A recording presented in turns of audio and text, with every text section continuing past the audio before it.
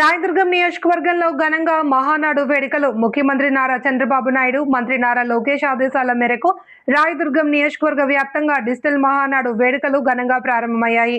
TDP యువ నాయకుడు కాలువ భరత్ ఆధ్వర్యంలో నిర్వహించిన కార్యక్రమంలో పార్టీ నేతలు, కార్యకర్తలు, మహిళలు పెద్ద సంఖ్యలో పాల్గొన్నారు. వర్చువల్ సమావేశంలో చంద్రబాబు నాయుడు స్థానిక ఎన్నికల్లో మహిళలకు 33% రిజర్వేషన్లు కల్పిస్తున్నట్లుగా ప్రకటించగా ప్రభుత్వ పథకాలను ప్రజల్లోకి తీసుకువెళ్లాలి అని కార్యకర్తలకు పిలుపునిచ్చారు. అధిగమించి 15,941 మందికి ఉద్యోగాలు ఇచ్చిన ఘనత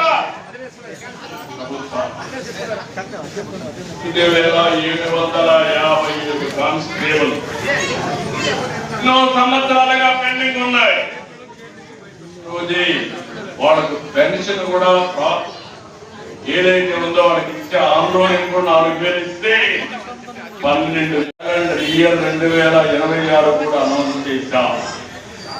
ఇది యూత్ రైట్, ఆంధ్రప్రదేశ్ రైతర్స్ యువ శక్తిని సమర్థవంతంగా వినియోగించుకుంటే దేశానికి